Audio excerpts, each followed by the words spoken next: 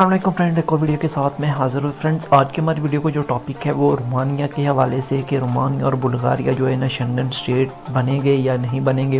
کیونکہ اس سال جو پچھلا سال 2022 گزرا اس دسمبر میں جو ہے نا ووٹنگ ہوئی تھی، تو پھر آسٹریا اور ایک اور ملک تھا اس نے رومانیہ اور بلغاریہ کو شنگن میں لینے سے منع کر دیا تھا۔ پہلے سویڈن نہیں مان رہا تھا یا جرمنی نہیں مان رہا تھا، جرمنی نے ہاں کی تو پھر آسٹریا جو ہے نا اپنے فیصلے پہ قائم رہا کہ آسٹریا نے کہا کہ اس 2022 میں 25,000 سے زیادہ لوگ جو ہے نا وہ رومانیہ اور ہنگری سے گزر کے آسٹریا میں گئے ہیں، انہوں نے وہاں پہ سیاسی جو ہے نا اسائلم اپلائی کیا۔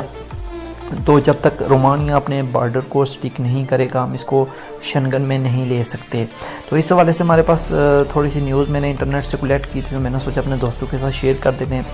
رومانیہ اور بلغاریہ کے حکام توقع کرتے ہیں کہ ان کے شنگن میں داخلے کی بولی اس سال منظور ہو جائے گی، یعنی 2023 میں جو ہے نا وہ شنگن میں آ سکتے ہیں، کیونکہ ان کے مطابق دونوں ممالک کا علاقے کی سرحدوں کی حفاظت میں اہم کردار ہے۔ یورپی یونین میں غیر قانونی ہجرت کو روکنے میں رومانیہ اور بلغاریہ کے تعاون پر زور دیتے ہوئے رومانیہ کے صدر کلاؤس یوہانس نے اس ہفتے کے اوائل میں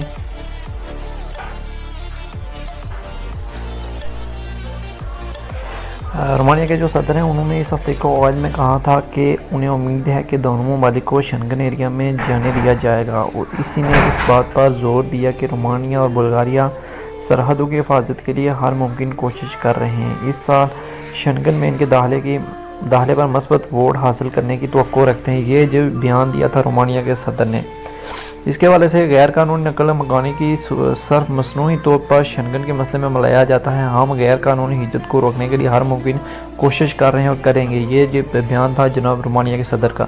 تاہم ہم توقع رکھتے ہیں کہ شنگن کا حصہ بننے کے ہمارے حق کو تسلیم کر لیا گیا ہے اور ہمیں امید ہے کہ اس سال میں مثبت ووٹ حاصل کریں گے۔ صدر یوہانس کا بیان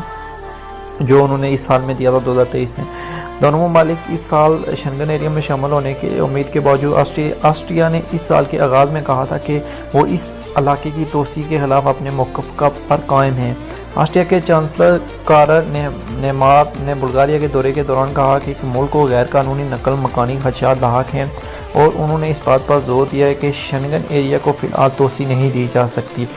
کیونکہ نظام ایک بڑے بحران کا شکار ہے۔ یہ واضح ہے کہ ہمارے شنگن ویٹو کسی ملک کے خلاف نہیں ہے، لیکن یہ ہے کہ شنگن کا علاقہ کام نہیں کرتا اور اس وقت انہیں بڑھایا نہیں جا سکتا۔ نیمار نے کہا کہ دوسری طرف آسٹریا کے جانب سے شنگن ایریا میں توسیع کی مخالفت کے باوجود رومانیہ نے کہا کہ وہ اپنی کوششوں میں پرعزم رہیں گے۔ رومانیہ کے وزیر داخلہ لوسیان بوڈے نے حال ہی میں رومانیہ کے عزم کا احاطہ کیا اور نشاندہی کی کہ ملک کو شنگن ایریا میں شامل ہونے کی اجازت دینے کے فیصلے